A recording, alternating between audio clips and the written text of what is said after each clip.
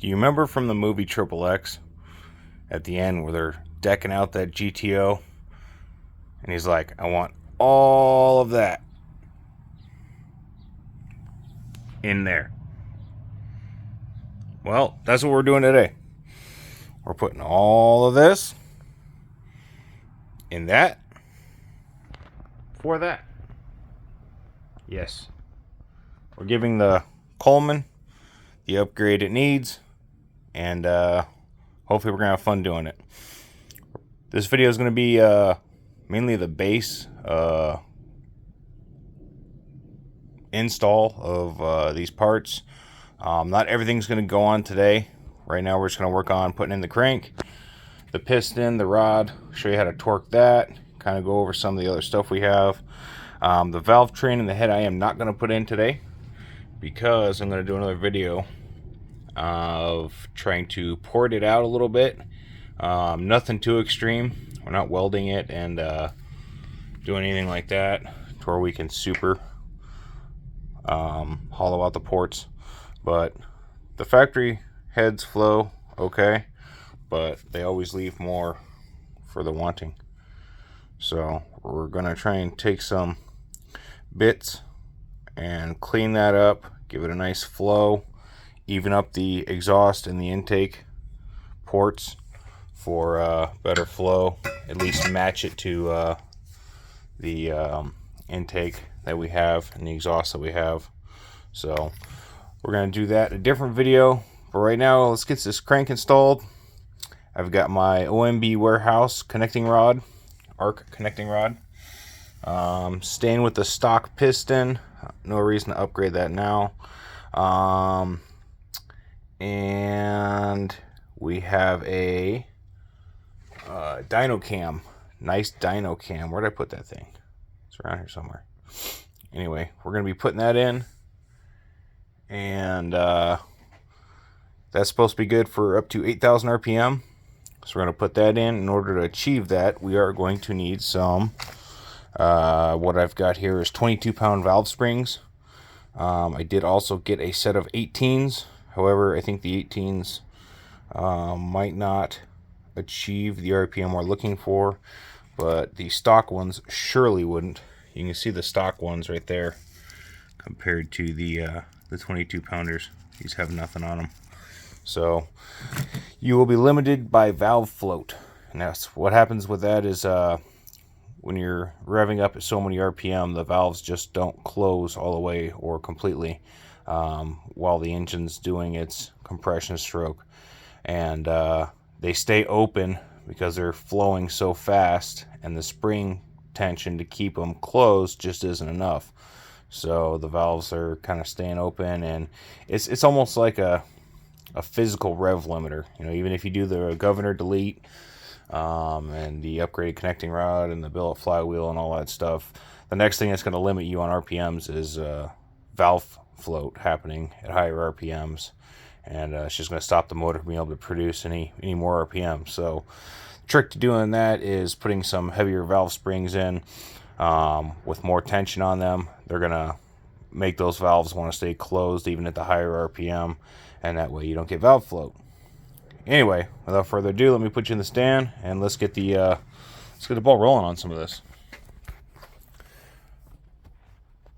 Now I have already cleaned out the engine block, the head, the crank, the bearings. Whoops. The bearings.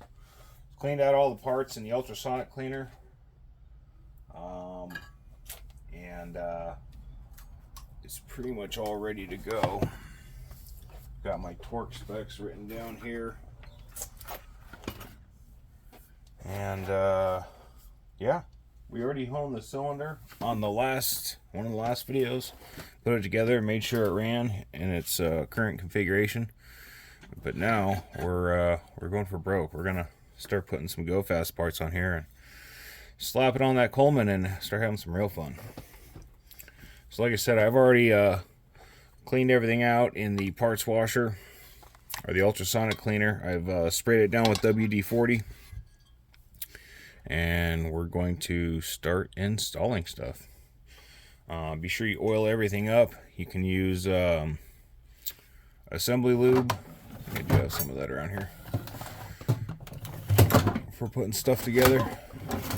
You could use regular motor oil, which doesn't stick to the parts as long. You could use some Lucas Oil Stabilizer. That stuff is thick and goopy. You can go to the local part store, get some of this. Permatex Ultra Slick engine assembly lube. I am not sponsored by any of these people, so this was all paid for out of my own pocket. Put a little dab on there. You can see it's real syrupy, sticky, and goopy. And there goes that again. Sorry folks, I don't exactly have a stand.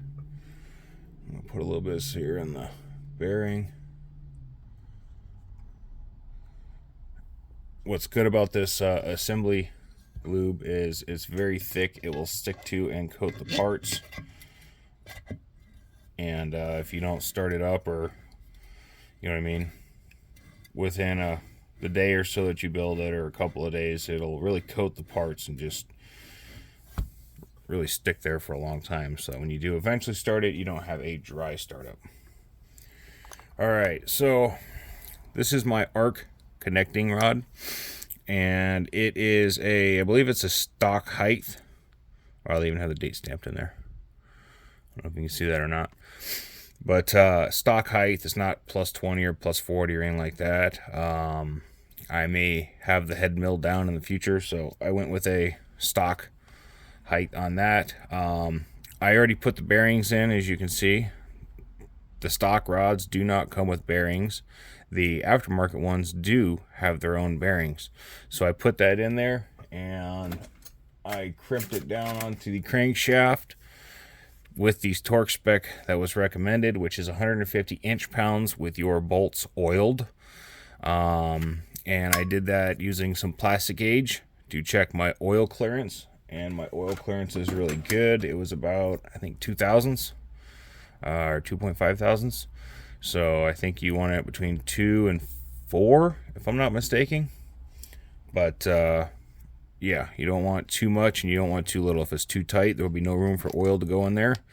If it's too loose, well, then you're going to have rod knock and a short-lived engine, which you do not want to do. So, all right, so make sure when you line up your piston for install, you have the dipper pointed in the correct direction, and that is down, like that, if you can see it. Always want the oil dipper down. If you're putting it up, you're doing it wrong. Also, the arrow on the piston should point down towards your valve train. And when I say valve train, I mean the 2 push rods that go up to the head. So the arrow is always going to be pointing down on these Predators, like this. Connecting rod with the oil dipper pointed down. And if you did everything right, if you could see on there, there is two little dots right there at the very bottom. Those should be on the bottom and facing you if you installed everything correctly. So still using the standard piston, standard connecting rods, no, sorry, not the connecting rods, piston rings. Those were all good. I didn't see a problem with them. I've already oiled the cylinder walls. I'm going to do just a little bit more for ease of install. You don't want rings or anything like that binding up. This is a piston ring compressor that's on the top of the piston, if you were wondering. They do sell these. I've done a couple in the past without, but you literally have to push the piston in and work it down ring by ring. Pinch the ring in, slide it down, pinch the ring in, slide it down, and do it that way. Also, I do not have this other C ring in here for the connecting rod, so I should put that in now so I don't forget it. You never want to put them in sideways like this, if you can see it. You either want to put it in at like 6 o'clock or 12 o'clock, but sideways, when that piston's running that high RPM, this is under all that, you know, inertia and force, that it just as the piston is. And what can happen is it could squeeze like this when the piston goes up, squeeze when the piston goes down, squeeze, and you don't want it to work its way out and pop out. So either put it at 12 o'clock or 6 o'clock. Since the little divot here to remove it on the side of the piston is at closer to 6 o'clock, I'd say I'm going to put mine at 12 o'clock. So that way it doesn't grab onto there or have any problems with it. And you don't want to drop them or shoot them across the garage because they are under tension. And if you lose it, well, then you have to buy another one. So probably should have did this before I put the piston ring compressor on. It would have made life a little bit easier anyway.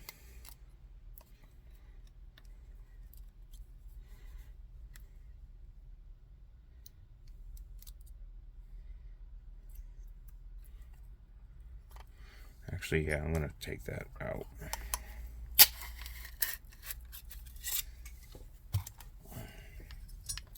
I've mentioned in some of my older videos, yeah, see this one was factory. I never took that one out, and it's sitting up at about 1 o'clock, which isn't bad.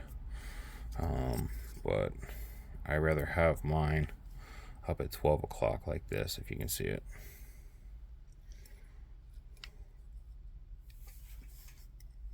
Try and work that in there a little bit, maybe.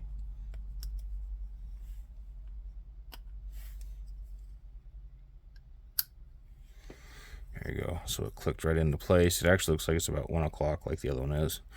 Make sure it's fully seated into that channel. There's a little groove cut out in there.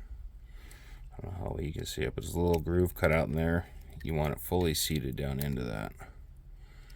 All along there. So, and it looks like this one is. Looks good to go, and it actually turned out to go into about 1 o'clock, right where the other one is. So, that's fine. I'm happy with that. In the other video, I told you how to clock the rings. You mainly just want to make sure you don't have your ring gap right there. You don't want them all lined up right on top of each other like this. So what's happening is compression and fuel air is going to go right past that and down into the crankcase. You don't want that. You want all your compression to stay up top. So you can put these 180 out, or if you've got 3 of them, say you got a different motor and there's 3 rings or something like that, do, you know, thirds, 1 here, 1 here, 1 here. So with that being on, let's try and recompress these rings without breaking them.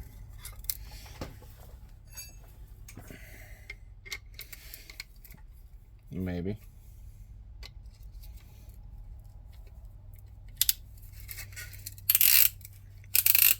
I believe you can get these piston ring compressors at Harbor Freight.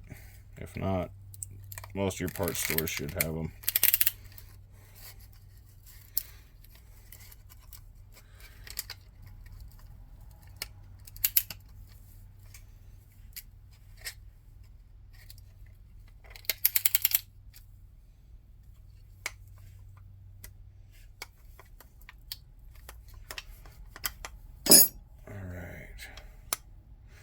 And then always have a hammer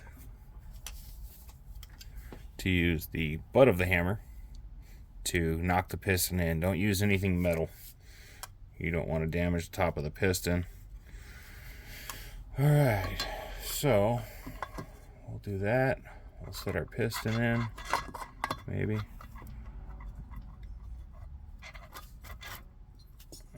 Maybe. Why is that so tight?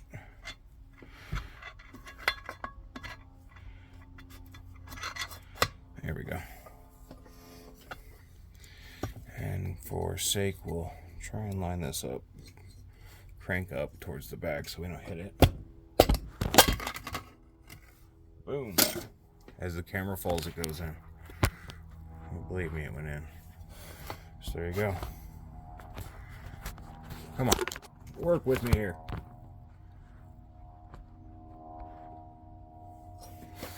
Alright, so now that we got the piston in, we're going to bring the crank around to meet the rod. like so. There we go. And there you go. So now you've got your connecting rod, your crank, piston in. And one thing I haven't checked yet, but you may have to clearance the new cam, because sometimes the connecting rod gets too close to them and they will make contact. So before you completely install your engine cover, always check, spin it around by hand a couple times, make sure that the connecting rod is not going to hit the camshaft and bind up, because that would be bad, especially if it actually started and failed after it was running. Alright, so I had already oiled these and put them together just for sake of doing it on the video. I'm gonna order a little bit more here, and then standard oil on the threads. They give you two options for these, oiled threads and non-oiled threads. I don't know why you wouldn't want to. And a lot of big engine and race engine stuff, manufacturers always call for lubricated threads to get the accurate torque spec on everything. So why they give you two, I don't know. Maybe some people want to do them dry. They think it'll hold on better or something. I'm not entirely sure on that, but I will oil mine. The torque specs for oiled bolts are like 150, and dry I believe is 170. So with the extra resistance of it being dry, I guess they'll have you crank it down another 20 inch-pounds to ensure good security. And all I'm doing right now is trying to start those rod bolts. I've got these big fat fingers that don't like going into small engine blocks, and it's stiff in there sometimes. Difficult to work, especially when you get oil all over everything. There we go. I think we're started. Another important thing, if you do not have it when you do these aftermarket connecting rods, you are going to need a 12-point 1/4 inch. I don't know if you can see it. 1/4 inch 12-point socket. Do not try and use a 6. Don't try and use an 8. Has to be a 12-point. You're either going to damage the bolts, or you're going to damage your socket. Either way is not fun. They're not expensive. Either buy one from the internet, go to your local auto parts store. They should have them, but you need a 12-point socket for that. It is a must. So I'm going to try to start snugging these down. And when you torque them, you don't just put all the way, put the first bolt all the way to max torque and then put the second bolt to max torque. You do what's called step torquing. So if our final is 150, you'll start off tightening one to like 60 inch-pounds, then go to the other one 60 inch-pounds, then go up 20 for a total of 80 inch-pounds on one, and then 80 inch-pounds on the other, and you keep going back and forth until you reach your torque spec that you're looking, your final torque. But you just don't crank them all the way down one at a time. That'd be bad. And there is not a whole lot of room to get in here, but I'll do my best. Let's see, sometimes you can move the crank around a little bit to get room. Sometimes it works, sometimes it doesn't. Like I said, when you get oil over your hands, you got oil on the bolts, oil on the threads, oil on the crank, and it gets slippery. So whoever wants to be a mechanic? Anyway, got that started a little bit more. There we go. And torque wrenches, I mean, you don't need to go get a $500 snap-on torque wrench.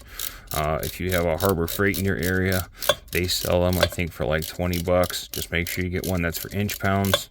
Wouldn't be a bad idea to get one of each if you plan on doing a lot of small engines or working on stuff. They do come in handy. The downside is sometimes they require torque specs for stuff you can't get access to with a torque wrench. We'll see if this one does. Alright, so here's my torque wrench. And a funny thing, as I set this down to 60 inch-pounds to start, I seen one of the reviews that somebody had left OMC Warehouse on this kit that I bought. It was the billet flywheel, the billet connecting rod, and they were complaining on how they went out and spent $300 on tools, and you know, even though they did all that and did all their prep, that you know, the bolt still snapped on the connecting rod at 60 foot-pounds. It's like, yeah, well, these are made to be tightened up in inch-pounds. 60 foot-pounds rivals like major engines, car engines, stuff like that. That's way too much torque to put on these little quarter-inch bolts. So, yeah, I can see why he got that wrong. He was trying to blame the company for selling a bad product, which they weren't. It was literally him not paying attention to the directions, not reading, where, you know, it says you know, torque in inch-pounds, because there's a huge difference. You can do a formula to find out what inch-pounds is and foot-pounds, but a lot of times on these low torque applications, the foot-pound torque wrench won't go low enough to get what you need. Okay, so that one's at 60, and see if we can get this one at 60.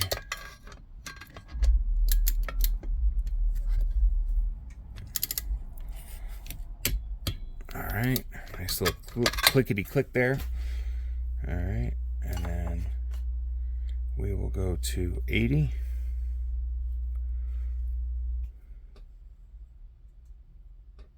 Inch-pounds.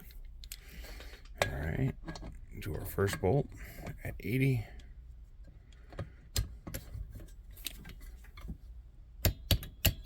Clickety click.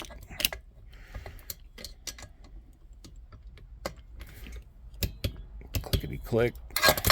And like I said, I've already torqued these things down 3 times, like when I was checking for the plastic gauge.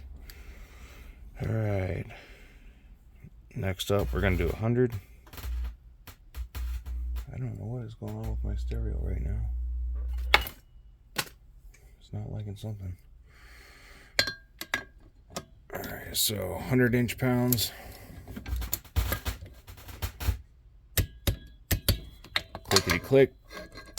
Go to the top one.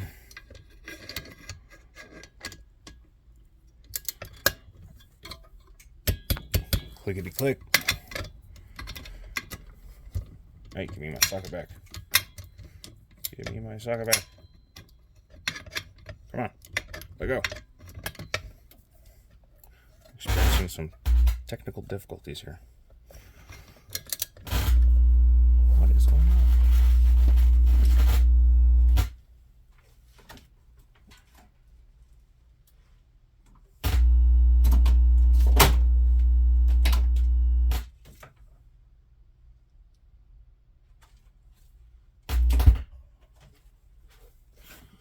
Sorry about that. Out of the clear blue, my radio just started going anywhere. All right. So we're at 100. By the way, this is the one I'm using. It's a Pittsburgh reversible click type torque wrench, accurate within plus or minus 4%. Torque range 20 to 200 inch-pounds, and it's reversible. I would say, unless you're trying to torque a left-handed thread bolt, never use this for just like a regular ratchet. The more they get banged up and stuff like that, dropped, used, abused, they will potentially become less accurate, which you do not want, because then you can over tighten or under tighten something, which could cause it to break or come apart. All right, next up, 120 inch-pounds. If I can get the ratchet in there, there we go. Clickety click.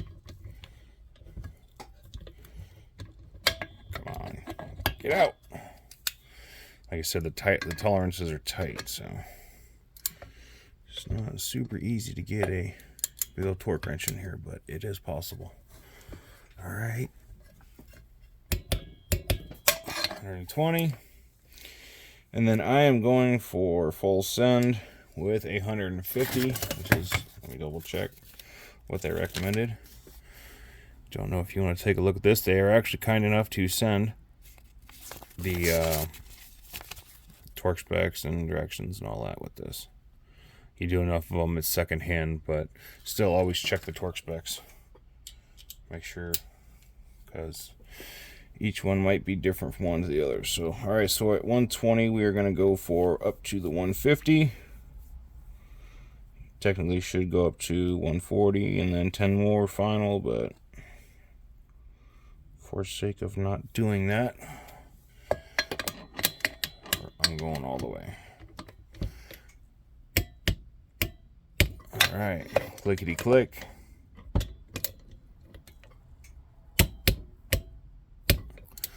Clickety click.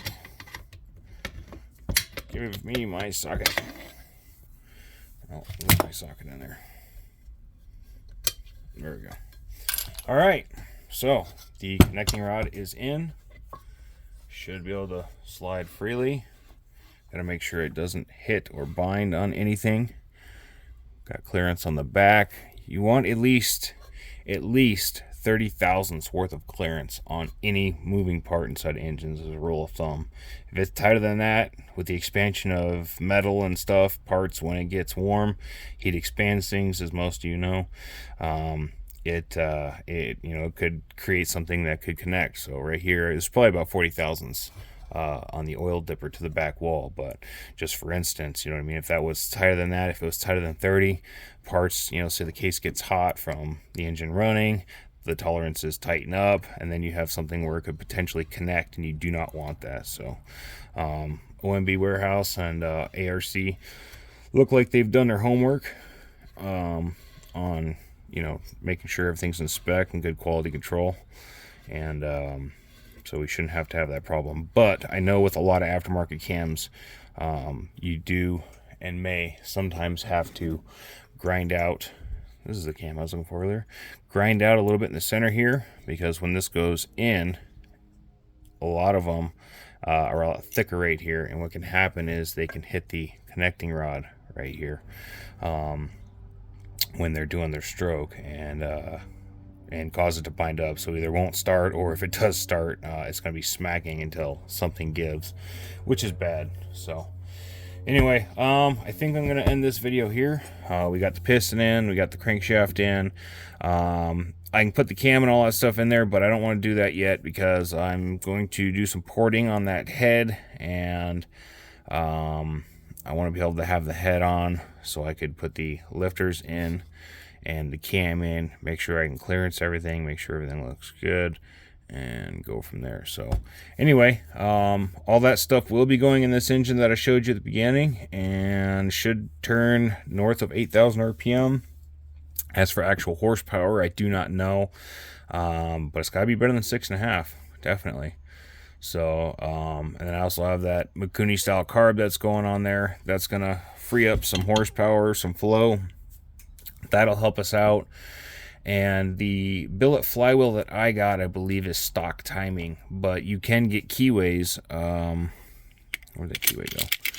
Keyways that are, you can put in to adjust so that you can have advanced timing on your motor. So it's just like another little thing, a dial it in, tuning it in. You don't want too much timing, but if you can benefit with the motor happily running more timing than what it did stock, which normally they do, you know, that'd be great, you know. So anyway, thanks a lot for joining us today. Don't forget to like, share, and subscribe, and stay tuned. There's a lot more to come. Have a good day.